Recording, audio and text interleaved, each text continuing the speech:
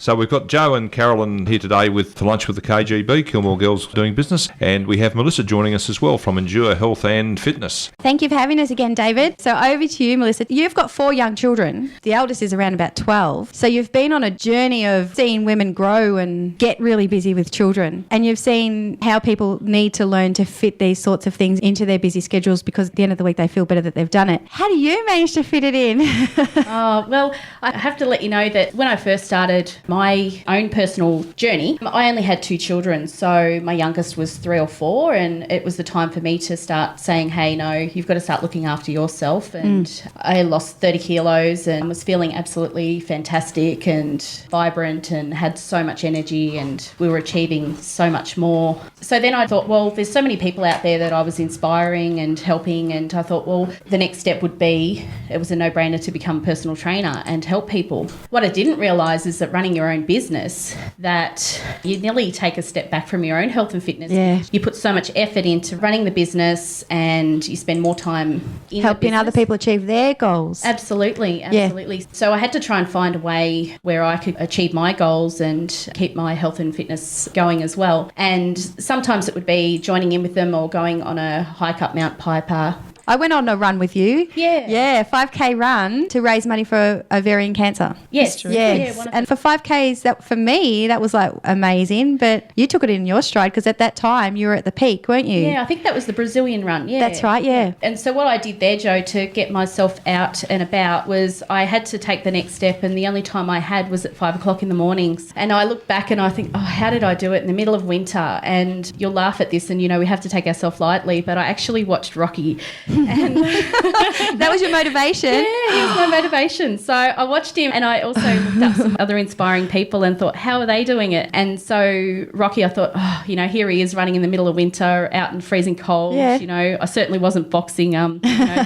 So that's how I maintained myself. So I took a different direction because I now have 4 children, like you said, Joe. And it certainly took a toll on me because I was running a business this time and I had 4 children. And so my health and fitness took a step back. And I was trying to run the business while I was pregnant and running, and I had a personal trainer and I really didn't get a break. As a result, I got a stress-related illness. And so that really made me take a step back from the business and take a look at myself, because one of the important things through business is that you have to really maintain yourself and your family and look after you. So I had to find a different way. I didn't have the energy and stamina to go run 10Ks or go hard at the gym. And so I had to find gentle exercise, and one of those was Pilates and just even walking with a friend. Mm-hmm. And then to help me out, I started a pram fit group. So I would join in with those. So that was a way I could take my little one in, and we just do the exercise together and help me socialise with other mums and the kids too, so they could play. A lot of people now are doing this outdoor training because there's so many benefits. You've got the fresh air, you've got the vitamin D, social time for your child to be out seeing you exercise, other babies. So your baby's getting social time as well. Absolutely. I'm really keen to hear about your coaching part of it, because if I've got this right, that's a way that you've looked after yourself too. Oh, absolutely. So I originally got into the coaching for the reason of personal development. And one of the things that I was really successful with when I lost the 30 kilos was my mindset.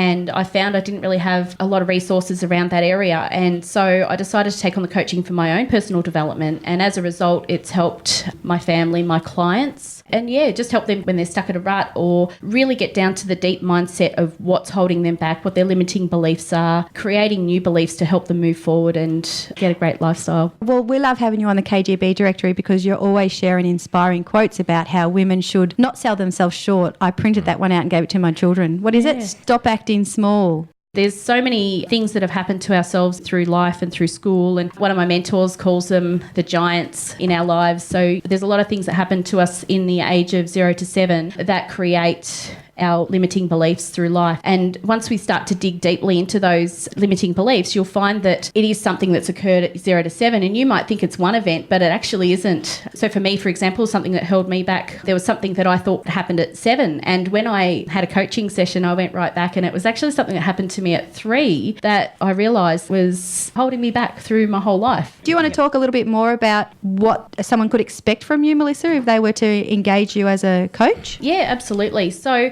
what I like to do first is meet with you over a coffee or a cup of tea or green tea or, something healthy, and just have a little discussion about what it is you want in life, why you want it, and more importantly, how we're going to get there. Because once you establish what it is you want, and it's about being really specific about what you want. I mean, we all say, I want to lose weight. So what is it about losing weight that you really want? And really digging into that. So I like to have that introductory session, and it's about seeing whether you and I connect, because rapport is really important when it comes to coaching. Because if you're going to get down to deep personal stuff, which is an absolute privilege for people to share that with me and for me to be able to help them through that. So I think it's absolutely important that we have a rapport. And if we don't have that rapport, then you're not going to open up to me. You're not going to get the best that you can out of that session. And at the end of the day, that's what I want for you. That's the goal. Yeah.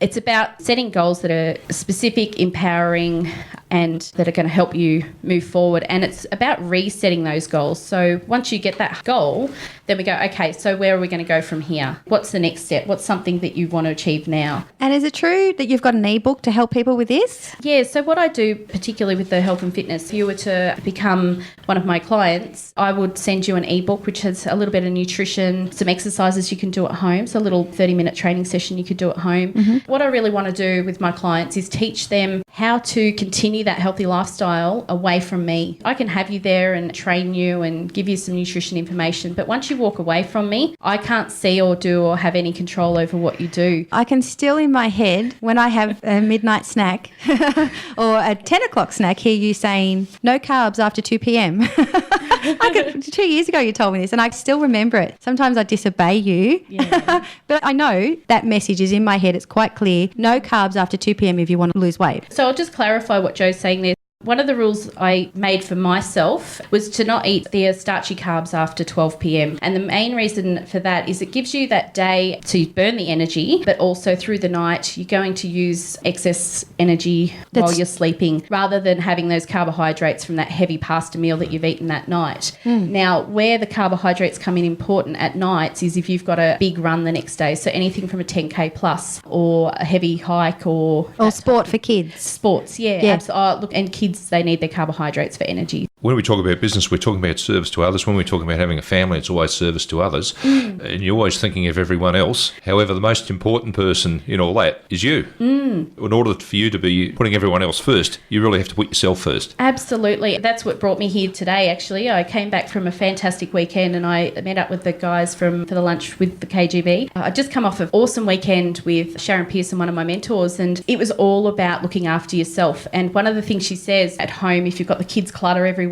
and you're kind of going, just push everything 5 metres out and then sit there with a nice cup of tea and a book that you really want to read, not one you have to read, and just take that time for yourself. And one of the other things is book in a massage for yourself. Book out me time. One of my fitness mentors, she said the same thing. So she takes Sundays off. So she has her 6-7 days and then Sundays is hers. There's no phone calls. There's no rushing around, nothing to do with the business. It's just Sunday is her day. And for me, that would be spending time with the family, going for a walk or a gentle hike. One of the important things with the brain is we can only hold 7 chunks of information at once. Our minds are so full of information or things we have to do, and then we're thrown something else. That's when we don't cope because we go, no, I've already got these 7 things to do. And so it's important to prioritise and put things aside as well.